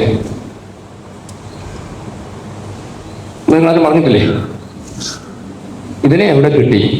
ഇവൻ എന്തോ കണ്ടോണ്ട കിട്ടിയത്. യേശു കർത്താവ് അതിനനുവദിക്കത്തില്ല. നാളെ പറയരുത് കൊണ്ടുവന്നത് ഇതിനെയാണോ കൊണ്ടുവന്നത് എന്ന് സ്വർഗത്തിലെ ദൂതന്മാർ ചോദിക്കരുത്. കറ, ചുളുക്കം മുതലായവ ഇല്ലാത്തതിനെ കൊണ്ട് പ്രസന്റ് ചെയ്യത്തുള്ളൂ. മനസ്സിലാവുന്നുണ്ടോ? ആ വേദിയിൽ പുത്രൻ പറയാണ് എൻ്റെ കാന്ത എന്ന് പറഞ്ഞ് വിളിക്കുമ്പോൾ കറയുള്ളതിനെ പ്രസന്റ് ചെയ്തില്ല. അല്പം കൂടെ മനസ്സിലാകുന്ന പക്ഷേ ലളിതമായിട്ടൊക്കെ പറഞ്ഞോട്ടെ. ഇപ്പം ഞാനൊരു ഷർട്ട് എടുത്തിട്ടു, ഇട്ട് കഴിഞ്ഞ് കണ്ണാടിയുടെ മുമ്പിൽ വന്നപ്പോഴാണ് മുഴുവൻ കറയാണ്. സാരമില്ല, ഇട്ടതല്ലേ എന്നും കണ്ട് ഞാൻ വന്ന് ഈ വേദിയിൽ നിൽക്കുമോ? കറയുള്ളതിനെ ഞാൻ മാറ്റി കറയില്ലാത്തതിനെ പ്രസന്റ് ചെയ്യത്തുള്ളൂ. മനസ്സിലാവുന്നുണ്ടല്ലോ? അങ്ങനെയെങ്കിൽ പുത്രൻ പിതാവിൻ്റെ മുമ്പിൽ എന്നെ പ്രസന്റ് ചെയ്യണമെങ്കിൽ ഞാൻ നിഷ്കളങ്കനായിരിക്കണം. കറ, ചുളുക്കം മുതലായവ ഒന്നുമില്ലാതെ ശുദ്ധയും നിഷ്കളങ്കയുമായി തനിക്ക് തന്നെ തേജസ്സോടെ മുൻനിർത്തേണ്ടതിന് തൻ്റെ കൂടെ താൻ പ്രസന്റ് ചെയ്യുന്നത് തന്നെ പോലെയുള്ള ഒരാളെയാണ്. ഞാൻ എൻ്റെ വാക്ക് ഇവിടെ അവസാനിപ്പിക്കാൻ ആഗ്രഹിക്കുന്നു. ഇന്ന് പകൽ ദൈവമക്കളെ, നമുക്ക് നമ്മളെ ഒന്ന് പരിശോധിക്കാം. യഹോവേ, നിന്റെ കൂടാരത്തിൽ ആർ പാർക്കും? നിന്റെ വിശുദ്ധ പർവ്വതത്തിൽ ആർ വസിക്കും? നിഷ്കളങ്കനായി നടക്കുന്നവൻ അവിടെ വസിക്കാം. നിഷ്കളങ്കനായി വസിച്ചാൽ ഈ ഭൂമിയിലെ എൻ്റെ വീട്ടിലും എൻ്റെ ദൈവത്തിന് വരാം. നമുക്കൊരുമിച്ച് ഒരു നിമിഷം കണ്ണുകൾ അടച്ച ദൈവത്തോടൊന്ന് പ്രാർത്ഥിക്കാം. എല്ലാ പ്രിയപ്പെട്ടവരും ദൈവസന്നിധിയിൽ ദൈവത്തിന്റെ ആത്മാവ് ഓർപ്പിച്ച വചനത്തിന് മുമ്പാകെ സമർപ്പിച്ചുകൊണ്ട് ഒന്ന് പ്രാർത്ഥിക്കാൻ തയ്യാറാകാമോ? ഓ ഹല്ലേലൂയ! എനിക്ക് ദൈവത്തിന്റെ വീട്ടിൽ പോകണം. ഈ ഭൂമിയിൽ ഞാൻ പാർക്കുമ്പോൾ ദൈവത്തിന് എൻ്റെ വീട്ടിലും വരണം. അതിനുള്ള വഴി ഞാൻ നിഷ്കളങ്കനായി പാർത്തെങ്കിലേ ദൈവത്തിന് എൻ്റെ വീട്ടിൽ വരാൻ കഴിയത്തുള്ളൂ. ഞാൻ ഉറപ്പിച്ചല്ലോ, നിഷ്കളങ്കനമായി പാർക്കുമ്പോൾ ഒരുപക്ഷെ ചില നഷ്ടങ്ങൾ വന്നേക്കാൻ. നോഹയ്ക്ക് സംഭവിച്ചതുപോലെ ചില കഷ്ടങ്ങൾ, ഭോഷനെന്നൊക്കെ വിളിച്ചേക്കാം. പക്ഷെങ്കിൽ ഒരു കാര്യം മറക്കരുത്, നിഷ്കളങ്കനായി നടന്നവൻ ഈ ഭൂമിയിലും ദൈവം ചില അനുഗ്രഹങ്ങൾ ഒരുക്കി വെച്ചിട്ടുണ്ട്. നിഷ്കളങ്കനായി നടന്ന ഇയ്യോബിന്റെ ജീവിതത്തിൽ നഷ്ടങ്ങൾ, കഷ്ടങ്ങൾ, വേദനകൾ, ഭാരങ്ങൾ, രോഗങ്ങളൊക്കെ കടന്നു വന്നെങ്കിലും ആ നിഷ്കളങ്കന്റെ അവസാനം മെച്ചമായിരുന്നു. നമുക്ക് ദൈവത്തോട് പ്രാർത്ഥിക്കാൻ. കർത്താവേ, നിഷ്കളങ്കമായി ജീവിച്ചു തൽക്കാലത്തേക്ക് ചില നഷ്ടങ്ങൾ, കഷ്ടങ്ങളൊക്കെ വന്നാലും അവസാനം ദൈവം വരുത്തിയ അവസാനം നിങ്ങൾ കണ്ടിരിക്കുന്നു എന്ന് വചനത്തിൽ പറഞ്ഞെങ്കിൽ നിഷ്കളങ്കന് വരുത്തുന്ന അവസാനം നല്ലതാണ്. ഓ ഹല്ലേലൂയ! ചില വാഗ്ദത്തങ്ങൾ എൻ്റെ ജീവിതത്തിൽ ദൈവത്തിന് നിറവേറ്റണമെങ്കിൽ ഞാൻ നിഷ്കളങ്കനെന്ന് ദൈവത്തിൻ്റെ മുമ്പാകെ ഞാൻ നടന്നു തെളിയിക്കണം. നമുക്ക് ദൈവത്തോടൊന്ന് പ്രാർത്ഥിക്കാം. കർത്താവേ, ഈ ദിവസങ്ങളിൽ ദൈവം ഞങ്ങളെ പരിശോധിക്കുമ്പോൾ നിഷ്കളങ്കരെന്ന് കാണാനുള്ള കൃപ കർത്താവേ തരണമേ. ദൈവത്തോടൊന്ന് പ്രാർത്ഥിക്കാം. ലോകസ്ഥാപനത്തിന് മുമ്പ് തന്നെ വിളിച്ചത്, ആ പിതാവിൻ്റെ മനസ്സിൽ ഞാൻ കയറിക്കൂടിയത്, എന്നെ തെരഞ്ഞെടുത്തത്, എന്നെ മുൻ നിയമിച്ചത്, എന്നെ ദത്തെടുത്തത് നിഷ്കളങ്കനായിട്ട് ജീവിക്കാൻ. ഈ നിഷ്കളങ്കമായി ജീവിക്കുന്നവരെയാണ് നിത്യതയിൽ പ്രസന്റ് ചെയ്യുന്നത്. നമുക്കൊരുമിച്ച് ദൈവത്തിൽ നിന്ന് പ്രാർത്ഥിക്കാം. എല്ലാ പ്രിയപ്പെട്ട ദൈവത്തിന് സ്തോത്രം ചെയ്താട്ടെ. കർത്താവേ, അതിനുള്ള കൃപ എനിക്ക് തരണം. ഇവിടുത്തെ ആയുസ് ക്ഷണികമാണ്. എത്ര കാലം നമുക്ക് ആർക്കും പറവാൻ കഴിയത്തില്ല. എന്നാൽ കർത്താവേ, ഈ ആയുസ് ഇവിടം കൊണ്ട് അവസാനിക്കുമ്പോൾ എനിക്ക് പോകേണ്ട ഒരു സ്ഥലമുണ്ട്. യഹോവേ, നിന്റെ കൂടാരത്തിൽ കടന്നു വരണമെങ്കിൽ ഞാൻ നിഷ്കളങ്കനായി ജീവിച്ചേ പറ്റത്തുള്ളൂ. എനിക്കതിനുള്ള കൃപ തരണമേ. ഏൽപ്പിച്ചു കൊടുക്കാം. ദൈവം അതിനിടയാക്കട്ടെ എന്നുള്ള പ്രാർത്ഥനയോടെ ഞാൻ എൻ്റെ വാക്കുകൾക്ക് ഇവിടെ വിരാമം കൊടുക്കുന്നു.